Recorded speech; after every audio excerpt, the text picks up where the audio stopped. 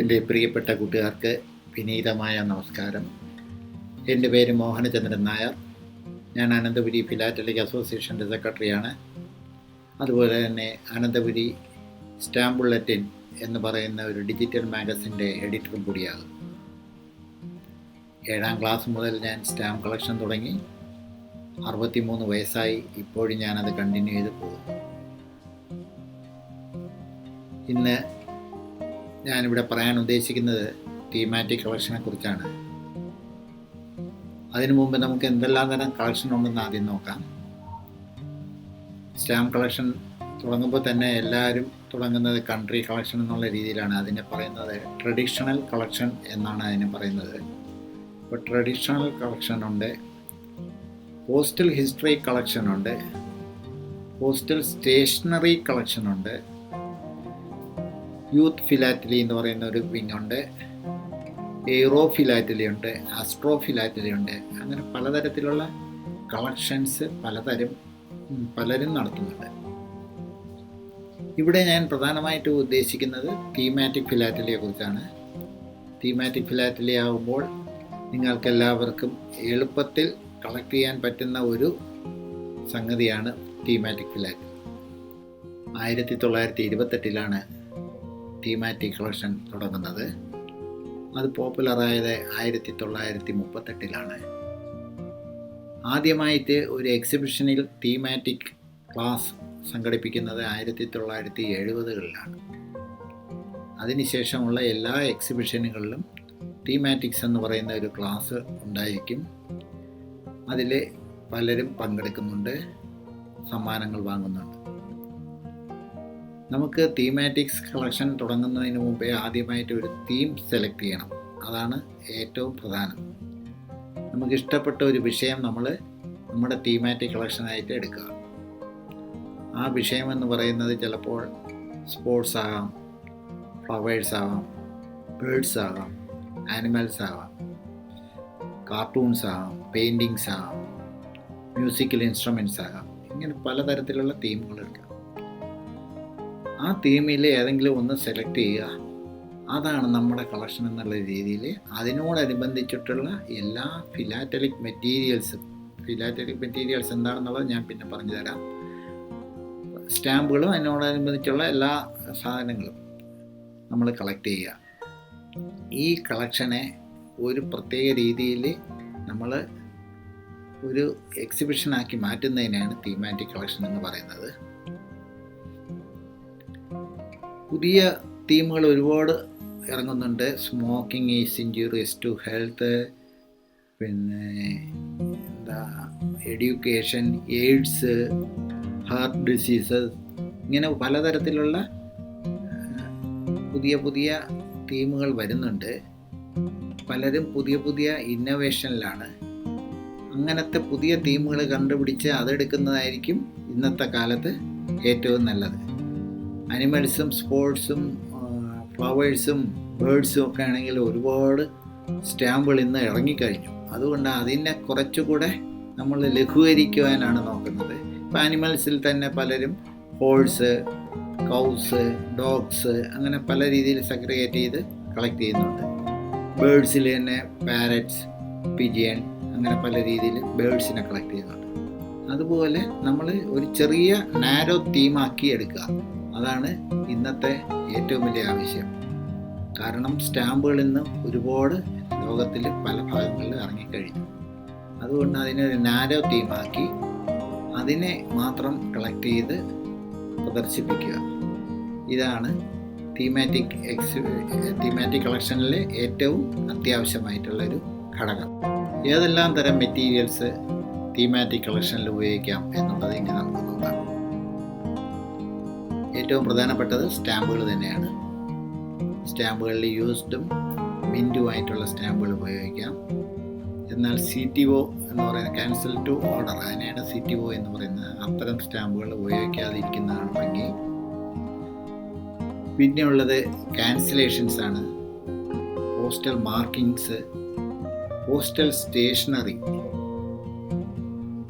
അതുപോലെ തന്നെ over prints, perforations, errors, ഇങ്ങനെയുള്ള സ്റ്റാമ്പുകൾ കളക്ട് ചെയ്യുന്നതാണ് ഏറ്റവും ഉത്തമം. നമുക്ക് ഈ സ്റ്റാമ്പുകൾ നിങ്ങളെല്ലാവരും കണ്ടിരിക്കും. ഞാനത് കാണിച്ചു തരാം എന്തൊക്കെയാണ് ഈ സ്റ്റാമ്പുകൾ എന്നുള്ളത്. ഇതിപ്പോൾ എൻ്റെ ഔളെന്ന് പറയുന്ന ഒരു കളക്ഷനിൽ ഞാൻ കളക്ട് ചെയ്ത് വെച്ചിരിക്കുന്ന സ്റ്റാമ്പുകളാണ്. ഔളാണ് ഇതിൻ്റെ തീം.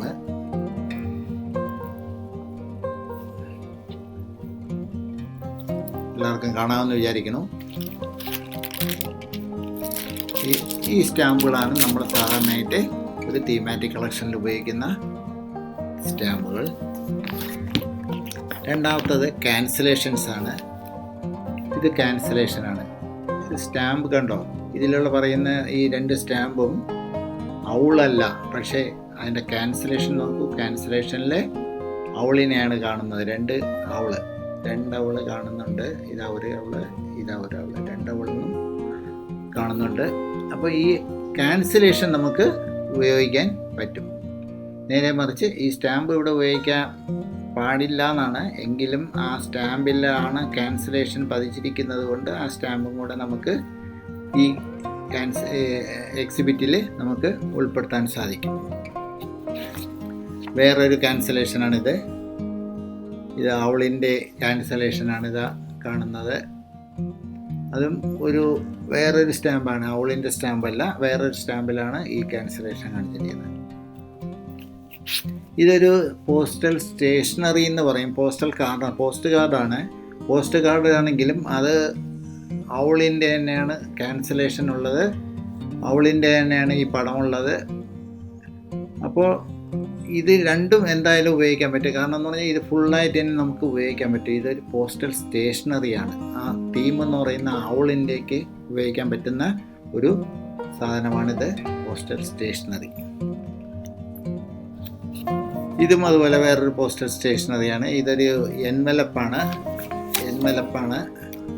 ഈ എൻവലപ്പും പോസ്റ്റൽ സ്റ്റേഷനറി. ഇവിടെ ഔളിൻ്റെ പടമൊക്കെ പ്രിൻ്റ് ചെയ്തിട്ടുണ്ട്. ആ പ്രിൻ്റ് ചെയ്ത് വയ്ക്കുന്നത് കൊണ്ട് തന്നെയാണത് നമുക്ക് പോസ്റ്റൽ സ്റ്റേഷനറിയും ഇങ്ങനെ തീമാറ്റിക് കളക്ഷനായിട്ട് ഉപയോഗിക്കാൻ പറ്റും. ഇങ്ങനത്തത് ഇത് മറ്റൊരു കാർഡാണ്, പോസ്റ്റ് കാർഡാണ്. ചെക്കോസ്ലോവാക്യയുടെ പോസ്റ്റ് കാർഡാണ്. അതിലും ഒരു ഔളിനെ പ്രിൻ്റ് ചെയ്തിട്ടുണ്ട്.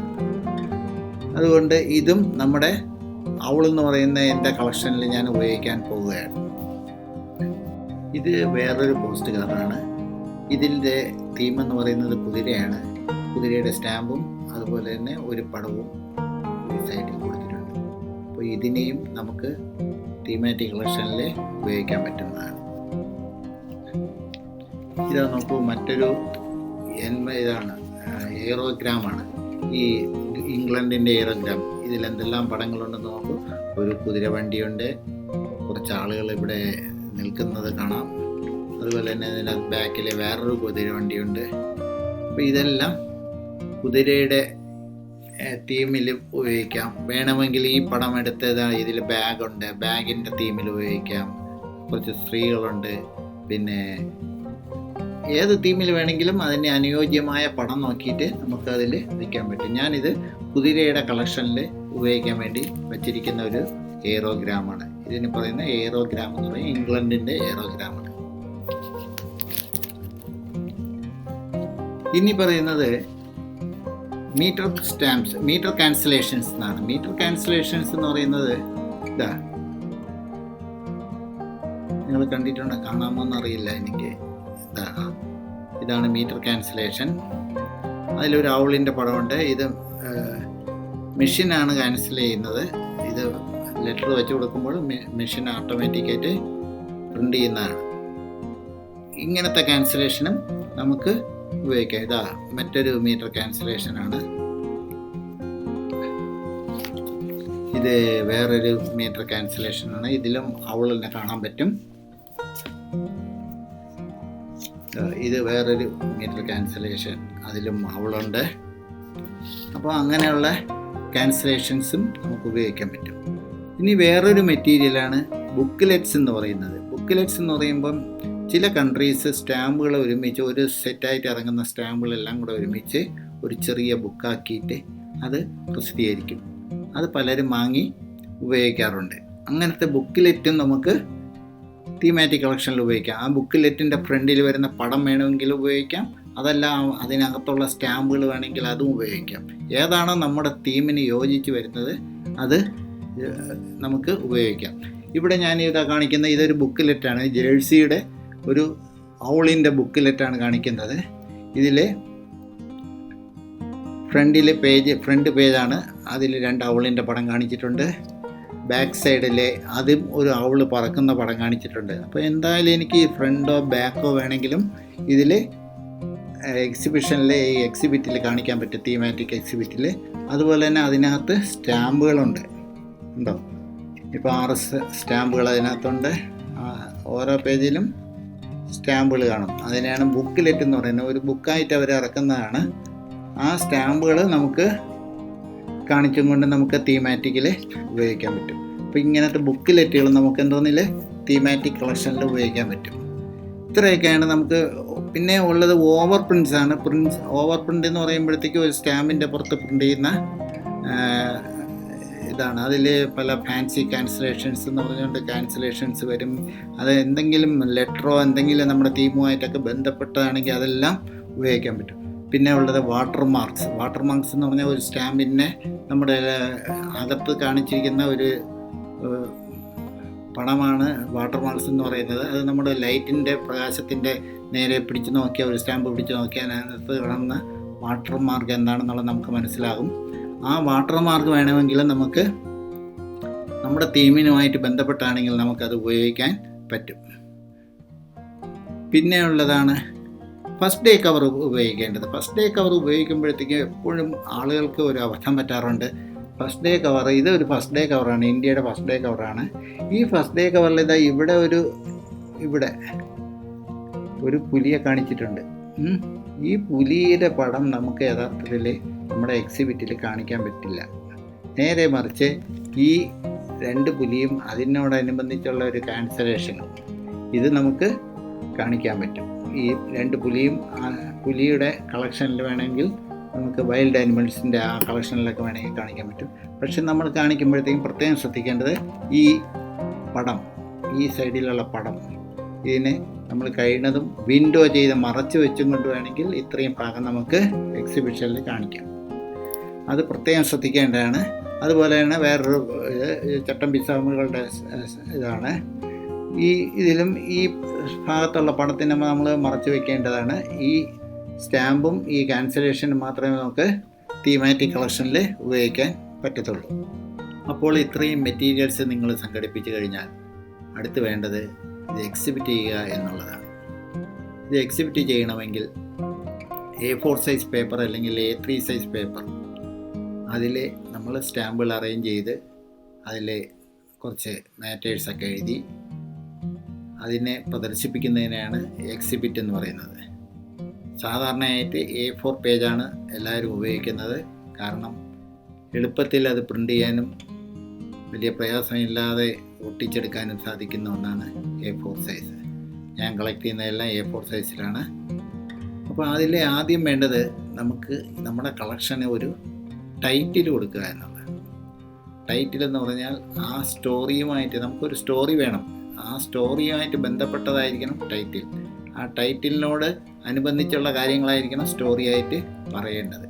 അപ്പോൾ ഒരു ടൈറ്റിൽ, നല്ലൊരു ടൈറ്റിൽ സംഘടിപ്പിച്ച് അതിന് ഒരു ടൈറ്റിൽ കൊടുക്കുക. അത് കഴിഞ്ഞിട്ട് വേണ്ടത് പ്ലാനാണ്. നമ്മൾ എങ്ങനെയാണ് നമ്മുടെ എക്സിബിറ്റ് നമ്മളിത് അറേഞ്ച് ചെയ്തിരിക്കുന്നു എന്നുള്ളത് ജഡ്ജസിനെയും വ്യൂവേഴ്സിനെയും കാണിക്കാൻ വേണ്ടി ഉപയോഗിക്കുന്നതാണ് പ്ലാൻ എന്ന് പറയുന്നത്. അപ്പോൾ ഈ പ്ലാൻ എന്ന് പറയുന്നത് നമ്മളൊരു ബുക്കിലെ കണ്ടൻസ് പേജ് എന്ന് പറയില്ലേ, അതുപോലെ തന്നെ ഉള്ളൊരു പേജാണ് പ്ലാൻ പേജ് എന്ന് പറയുന്നത്. ഈ പ്ലാൻ പേജിൽ ആദ്യം അതിൻ്റെ മെയിനായിട്ടുള്ള ഹെഡിങ്സ് എഴുതും, അത് കഴിഞ്ഞിട്ട് സബ് ഹെഡിങ്സ് എഴുതും. അപ്പോൾ ഇതെല്ലാം എഴുതി എത്ര പേജുകൾ വീതം ഓരോ ഹെഡിങ്സിലും ഉണ്ട് എന്നുള്ളത് വലതുവശത്ത് എഴുതും. ഞാൻ അതിൻ്റെ ഒരു ഉദാഹരണം കാണിച്ചു തരാം. ഇതാണ് പ്ലാൻ പേജ് എന്ന് പറയുന്നത്. എൻ്റെ ഹോഴ്സിൻ്റെ പ്ലാൻ പേജാണ് ഇത്. കണ്ടോ, ഇതിൽ ഓരോന്നിലും അതെ 1 എന്ന നമ്പറിട്ട് എവല്യൂഷൻ, 2 ഹിസ്റ്ററി, 3 ലൈഫ് എന്ന് പറഞ്ഞിട്ട് അതിൻ്റെ താഴെ സബ് ഹെഡിങ് ആണ് ബർത്ത്, ഗ്രോത്ത്, ഹാബിറ്റ്സ്.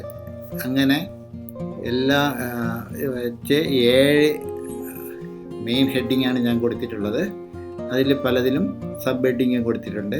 ഈ ഓരോ ഹെഡിങ്ങിൻ്റെ നേർക്ക് എത്ര പേജ് വീതം ഉണ്ടെന്നുള്ളത് ഇവിടെ വെച്ചിട്ടുണ്ട്. ഇപ്പോൾ എവല്യൂഷൻ്റെ പേജ് 2 പേജേ കാണുള്ളൂ, ഹിസ്റ്ററിയിൽ 5 പേജുണ്ട്.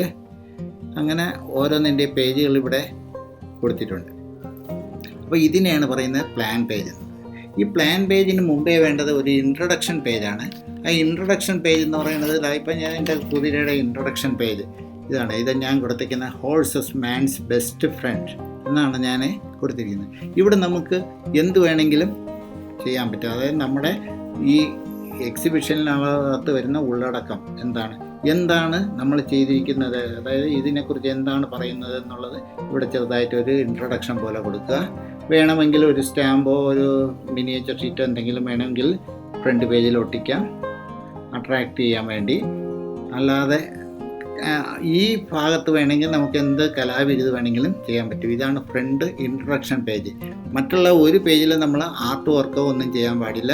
വെറുതെ ടൈപ്പ് ചെയ്യുക അല്ലെങ്കിൽ ഹാൻഡ് റൈറ്റിംഗ്, കൈകൊണ്ട് എഴുതുക, ഇത് മാത്രമേ ചെയ്യാൻ പാടുള്ളൂ. ഈ ഒരു ഫസ്റ്റ് പേജിൽ മാത്രമേ നമുക്ക് എന്ത് ചെയ്യാനും കളറിലും ഒക്കെ പ്രിൻ്റ് ചെയ്യാനുള്ള അവകാശമുള്ളൂ. മറ്റുള്ള പേജെല്ലാം ബ്ലാക്ക് ആൻഡ് വൈറ്റ് ആയിരിക്കണം. അതുപോലെ തന്നെ വേറെ ആർട്ട് വർക്ക് ഒന്നും അതിൽ ചെയ്യാൻ പാടില്ല.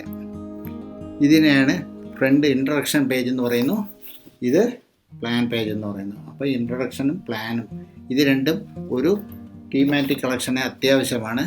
അതില്ലാതെ ഒരു തീമാറ്റിക് കളക്ഷൻ ആരും വാല്യൂ പോലും ചെയ്യില്ല. അപ്പോൾ ഇത് രണ്ടും അത്യാവശ്യമാണ്. നമ്മൾ പറയാൻ പോകുന്ന സ്റ്റോറി എങ്ങനെയാണോ അതിനെക്കുറിച്ചുള്ള ഒരു മുന്നറിയിപ്പ് ആണ് ആ കണ്ടൻസ് പേജ്, അതായത് പ്ലാൻ പേജിൽ വരുന്നത്. പിന്നെ ഈ സ്റ്റോറി നമ്മൾ ഡെവലപ്പ് ചെയ്ത് കൊണ്ടുപോകണം. അതിന് ഡെവലപ്മെൻ്റ് എന്ന് പറയും. അതിന് പ്രത്യേകം മാർക്ക് തരുന്നതാണ്. ഈ ഡെവലപ്പ് ചെയ്ത് കൊണ്ടുപോകുന്നത് എങ്ങനെയാണെന്ന് പറഞ്ഞാൽ നമ്മൾ ഓരോ ഇൻസ്റ്റൻസ് ആ സീക്വൻസ് അനുസരിച്ച് ആ പ്ലാനിൽ പറയുന്ന ആ സീക്വൻസ് അനുസരിച്ച് എക്സിബിറ്റ് ചെയ്ത് കൊണ്ടുപോവുക. പ്ലാനും ടൈറ്റിലും സെലക്ട് ചെയ്ത് കഴിഞ്ഞാൽ അടുത്ത പരിപാടി ഡെവലപ്മെൻ്റാണ്. ഇത് നമ്മൾ എങ്ങനെ ഡെവലപ്പ് ചെയ്ത് നമ്മുടെ കളക്ഷനെ കൊണ്ടുപോകാം എന്നുള്ളതാണ് ഡെവലപ്മെൻറ്റിൽ ഉദ്ദേശിക്കുന്നത്. ഈ ഡെവലപ്മെൻ്റ് എന്ന് പറയുമ്പോഴത്തേക്കും തീമാറ്റിക് നോളജ് വരും, അതുപോലെ തന്നെ ഫിലാറ്റലിക് നോളജ് വരും. തീമാറ്റിക് നോളജും ഫിലാറ്റലിക് നോളജും കൂടെ ചേർന്നതാണ് ഡെവലപ്മെൻ്റ് എന്ന് പറയുന്നത്.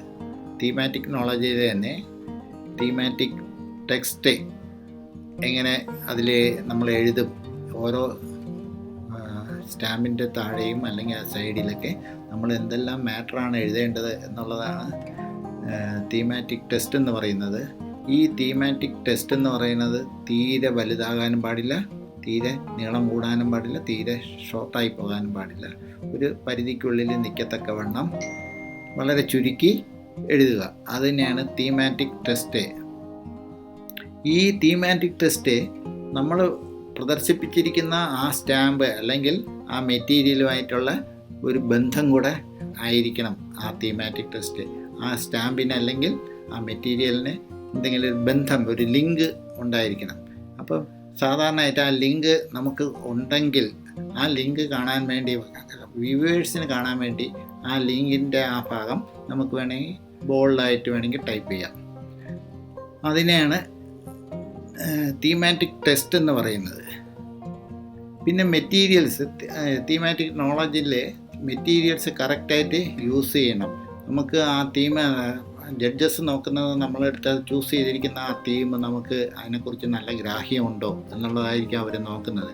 അപ്പോൾ ആ തീം നമുക്ക് എത്രത്തോളം അറിയാം എന്നുള്ളത് ഈ നമ്മൾ പ്രദർശിപ്പിക്കുന്ന മെറ്റീരിയൽസിൽ കൂടെയാണ് അവർ മനസ്സിലാക്കുന്നത്. അപ്പോൾ ആ മെറ്റീരിയൽസ് കറക്റ്റായിട്ട് യൂസേജ് ആയിരിക്കണം. കറക്റ്റ് യൂസ് ആയിട്ടുള്ള മെറ്റീരിയൽസ് അവിടെ നമുക്ക് പ്രദർശിപ്പിക്കാൻ പാടുള്ളൂ.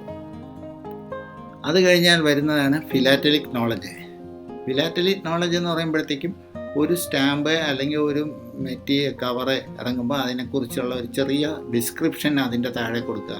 ആ സ്റ്റാമ്പിൽ എന്തെങ്കിലും പെക്യുലാരിറ്റിയോ എന്തെങ്കിലും ഒരു വ്യത്യാസമോ എന്തെങ്കിലും കാണുന്നെങ്കിൽ അതെല്ലാം നമ്മളവിടെ എഴുതി പ്രദർശിപ്പിക്കണം. അതുപോലെ തന്നെ ആ കവർ ഇറങ്ങിയ വർഷം അല്ലെങ്കിൽ കവർ ഇന്നടത്തുനിന്ന് ഇവിടത്തേക്ക് പോയിരിക്കുന്നു എന്നുള്ളതൊന്നും എഴുതേണ്ട കാര്യമില്ലെങ്കിലും ആ കവറിലുള്ള എന്തെങ്കിലും വ്യത്യാസമോ എന്തെങ്കിലും പ്രശ്നങ്ങളോ ഉണ്ടെങ്കിൽ അതെല്ലാം നിങ്ങൾ ആ കവറിൻ്റെ താഴെ കാണിക്കണം. അതിനെയാണ് ഫിലാറ്റലിക് നോളജ് എന്ന് പറയുന്നത്. ആ ഫിലാറ്റലിക് മെറ്റീരിയലുമായിട്ട് നിങ്ങൾക്ക് എന്തെങ്കിലും അറിവുണ്ടോ എന്നുള്ളത് കാണാൻ വേണ്ടിയാണ് ഫിലാറ്റലിക് നോളജ് അവിടെ നമ്മൾ ഉപയോഗിക്കേണ്ടത്. ഇനി നിങ്ങൾക്ക് എളുപ്പം മനസ്സിലാകാൻ വേണ്ടി ഞാൻ എൻ്റെ ആൽബത്തിൻ്റെ ചില ഭാഗങ്ങൾ നിങ്ങൾക്ക് കാണിച്ചു തരാം. അതിൽ ഫിലാറ്റലിക് നോളജും ഫിലാറ്റലിക് ടെസ്റ്റും എല്ലാം കാണാൻ പറ്റും. ആദ്യമായിട്ട് ഞാനൊരു പേജ് കാണിക്കുന്നു. മിത്തോളജി ആൻഡ് സൂപ്പർസ്റ്റിഷൻ എന്നാണ് അതിൻ്റെ സബ് ഹെഡിങ് കൊടുത്തിരിക്കുന്നത്. ഹോഴ്സിൽ വരുന്നതാണ് ഇതിൻ്റെ സബ് ഹെഡിങ് ആണ്.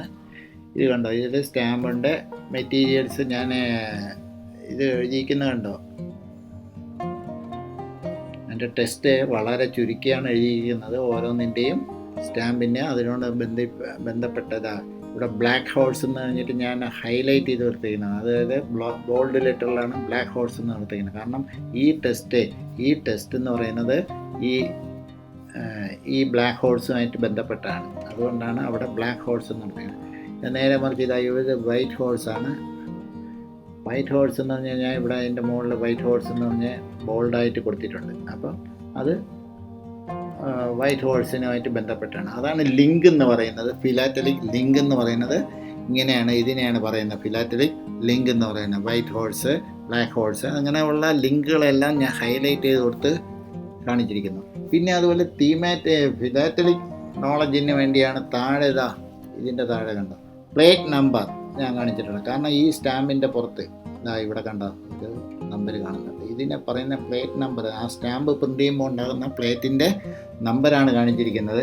അതുകൊണ്ട് അവിടെ ഞാൻ പ്ലേറ്റ് നമ്പർ എന്ന് എഴുതി വെച്ചാൽ മതി. കാരണം എന്ന് പറഞ്ഞാൽ പ്ലേറ്റ് നമ്പർ ഇത്രയാണെന്നൊന്നും അവിടെ എഴുതേണ്ട കാര്യമില്ല. പ്ലേറ്റ് നമ്പർ കാണിച്ചാൽ ആ സ്റ്റാമ്പിൽ പ്ലേറ്റ് നമ്പർ ഉണ്ടെന്ന്. അതുപോലെ ഇവിടെ ഞാനൊരു ബുക്കിലെറ്റാണ് ഉപയോഗിച്ചിരിക്കുന്നത്. അത് കണ്ടോ, ജപ്പാൻ്റെ ഒരു ബുക്കിലെറ്റാണ് ഇവിടെ ഉപയോഗിക്കുന്നത്. അപ്പോൾ ജപ്പാൻ്റെ ബുക്കിലെറ്റ് ഞാൻ അതിൻ്റെ താഴെ പ്രിൻ്റ് ചെയ്ത് വെച്ചിട്ടുണ്ട്. ഇതിന് ഫിലാറ്റലിക് നോളജ് എന്ന് പറയും. അപ്പം ഈ ടെസ്റ്റ് ഇവിടെ എഴുതുന്ന ഈ ടെസ്റ്റ്, അതായത് ഇതൊക്കെ പറയുന്നത് തീമാറ്റിക് ടെസ്റ്റ്, തീമാറ്റിക് നോളജിൽ വരുന്നതും ഈ സ്റ്റാമ്പിൻ്റെ അടിയിലൊക്കെ വരുന്നത് ഫിലാറ്റലിക് ടെസ്റ്റ് അല്ലെങ്കിൽ ഫിലാറ്റലിക് നോളജ് ആണ്. അപ്പോൾ ഇങ്ങനെ വരുന്നതിനാണ് തീമാറ്റിക് ടെസ്റ്റ്. ഇതെങ്ങനെയാണ് ഒരു ഡെവലപ്മെൻറ്റ് ഉണ്ടാക്കേണ്ടത്. ഇനിയും വേറെ പേജുകൾ കാണിച്ചു തരാം. നിങ്ങൾ മെറ്റീരിയൽസ് ഇവിടെ നോക്കണം. ഞാൻ ഉപയോഗിച്ചിരിക്കുന്ന മെറ്റീരിയൽസ് എന്തെല്ലാമാണെന്നുള്ള ഇവിടെ ഉപയോഗിക്കുന്നത്. ഇതിൽ കണ്ട മറ്റേ മീറ്റർ ക്യാൻസലേഷൻസ് ഉപയോഗിച്ചിട്ടുണ്ട്. ഇതൊരു ബുക്കിലെറ്റാണ്, വേറൊരു ബുക്കിലെറ്റാണ്. നേരത്തെ കാണിച്ചതിൽ ഒരു ബുക്കിലെറ്റ് ഉണ്ടായിരുന്നു, ഇതിൽ വേറൊരു ബുക്കിലെറ്റാണ്. പിന്നെ ഇത് രണ്ടും മീറ്റർ ക്യാൻസലേഷൻസ് ആണ്. ഇത് സ്റ്റാമ്പുകളാണ്. അപ്പം അതിൻ്റെ ടെസ്റ്റുകൾ എഴുതിക്കുന്നുണ്ട്. അതായത് സ്റ്റാമ്പിൻ്റെ താഴെയും വശങ്ങളിലൊക്കെ ആയിട്ടാണ് എഴുതിയിരിക്കുന്നത്.